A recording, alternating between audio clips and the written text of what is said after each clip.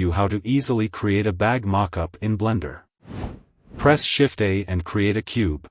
Scale it along the X and Z axis. Press Ctrl A and apply all transforms. Press Tab, go to Edit mode. Ctrl R and add a horizontal loop cut.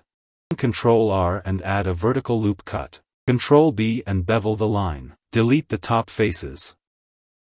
Ctrl R and add a loop cut around the object. Delete the side faces. Select two top vertices and scale them inward. Ctrl R, add a loop cut horizontally. Select the surrounding edges. Ctrl B and bevel these edges. Select all edges, right-click and click Subdivide and increase the number. Select the object, go to Physics Properties and choose Cloth. Add a cylinder and place it as a rod inside the bag handle. Give it a collision modifier. Select the bag, press spacebar and apply the cloth modifier. Add a solidify modifier to the bag.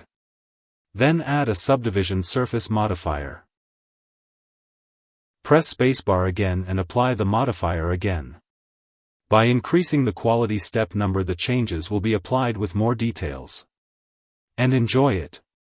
Don't forget to subscribe to the channel for quick Blender tips. Thanks for watching.